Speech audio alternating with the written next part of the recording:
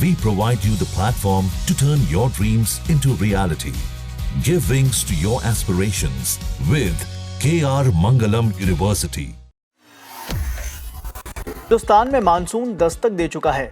ये धीरे धीरे उत्तर प्रदेश और बिहार की तरफ भी अब आगे बढ़ता जा रहा है और इसी बीच मौसम विभाग ने दिल्ली के लिए येलो अलर्ट जारी कर दिया है। जानकारों की माने तो दिल्ली एनसीआर में अगले 3 दिनों तक आंधी और बारिश का अलर्ट है। वहीं दूसरी तरफ पहाड़ों पर बारिश की वजह से तापमान में लगातार गिरावट आई है। देखिए, जहाँ तक नॉर्थ वेस्ट इंडिया की बात है तो एक वेस्टर्न डिस्टर्बेंस जो है वो आज जम्मू कश्मीर के आसपास जो स्थित है। इसकी वजह से जो हमारा नॉर्थ वेस्ट इंडिया का इलाका है, क्षेत्र है ज़्यादातर, वहाँ पर थंडरस्टॉर्म एक्टिविटी, गस्टी विंड रहने की संभावना है। अगर हम इसको स्टेट वाइज समझें तो पंजाब, हरियाणा, इन क्षेत्रों में, इन स्टेट्स में जो है वो थंडरस्टॉर्म एक्टिविटी हो सकती है, गस्टी विंड हो सकती है, 50-60 किलोमीटर तक की हवा चल सकती है, 60-70 किलोमीटर तक भी स्पीड जा सकती है। वहीं जम्मू कश्मीर में भी सेम स्थिति रहेगी, वहाँ पे तेज हवाएं चलेंगी, थंडरस्टॉर्म गस्टी विंड की संभावना जताई गई है। इसके साथ साथ हम उत्तर प्रदेश की बात करें तो यहाँ पे ऑरेंज अलर्ट देख सकते हैं। इन सभी क्षेत्रों में ऑरेंज अलर्ट है। यहाँ पर भी थंडरस्टॉर्म एक्टिविटी हो सकती है, गस्टी विंड हो सकती है। उत्तर प्रदेश कुछ स्थानों पर हेल स्टॉर्म यानी ओलावृष्टि भी आज होने की संभावना है। वहीं राजस्थान की बात करें तो वहाँ थंडरस्टॉर्म के साथ साथ डस्ट स्टॉर्म एक्टिविटी भी हो सकती है। हवा गति जो 50-60 किलोमीटर तक भी रहने की संभावना है, जो गस्टीनेस 70 किलोमीटर तक हो सकती है। इसके लिए ऑरेंज कलर का अलर्ट नॉर्थ वेस्ट इंडिया के लिए भी उससे जारी किया गया है। ठीक है, दिल्ली के बारे में बात करें तो जैसे कि वेस्टर्न डिस्टर्बेंस है, एक साइक्लोनिक सर्कुलेशन पंजाब के आसपास भी केंद्रित है लोअर लेवल्स पर, जिसकी वजह से एक थंडरस्टॉर्म एक्टिविटी जो है वो एक्सपेक्ट कर रहे हैं हम लोग दिल्ली एनसीआर रीजन में भी। तो उसके लिए आज के लिए जो है वो लाइट रेनफॉल साथ में थंडरस्टॉर्म एक्टिविटी हो सकती है, गस्टी विंड हो सकती है, 40 से 50 किलोमीटर तक की विंड स्पीड हो सकती है।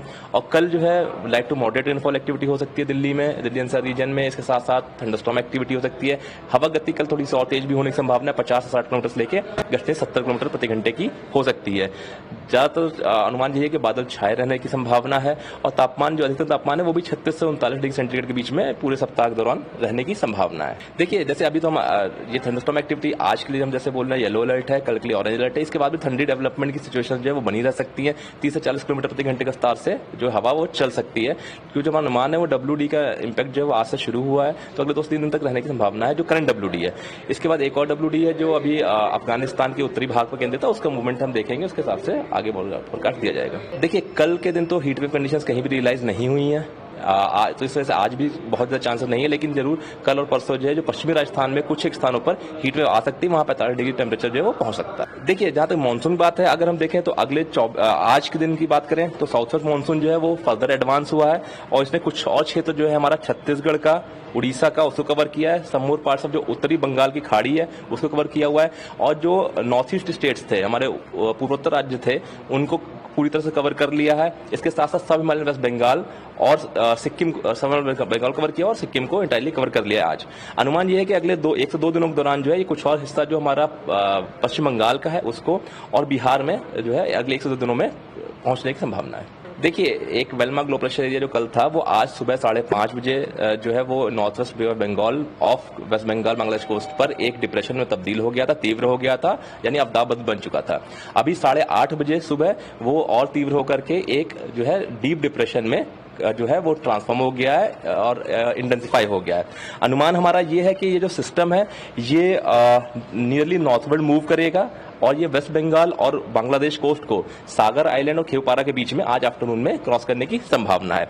इसके चलते हुए जो हमारा नॉर्थ ईस्टर्न स्टेट्स है, जैसे आप देख सकते हैं, उसको रेड वार्निंग से दिखाया गया, असम, मेघालय, नागालैंड, मणिपुर, मिजोरम, त्रिपुरा, अरुणाचल प्रदेश, इसमें इससे बहुत भारी वर्षा हो सकती है। इसके साथ साथ असम, मेघालय, नागालैंड, मणिपुर, मिजोरम, त्रिपुरा में कुछ एक स्थानों पर एक्सट्रीमली हैवी रेनफॉल भी हो सकती है, यानी कि 20 सेंटीमीटर से ज्यादा वर्षा हो सकती है। हवा गति भी तेज रह सकती है। इसके साथ कल के लिए भी अरुणाचल प्रदेश और इसी नॉर्थ ईस्टर्न स्टेट में अरुणाचल प्रदेश, नागालैंड, मणिपुर, मिजोरम, त्रिपुरा और जो हमारा असम मेघालय का क्षेत्र है, जो वेस्ट बंगाल सिक्किम में, वहां भी बहुत भारी से भारी वर्षा, इसके साथ साथ कुछ स्थानों पर अत्यधिक भारी वर्षा होने की भी संभावना है। इसके साथ साथ आप देख सकते हैं उड़ीसा और गैगेटिक वेस्ट बंगाल जो गंगी पश्चिम बंगाल है, यहाँ पर भी कुछ स्थानों पर बहुत भारी वर्षा हो सकती है।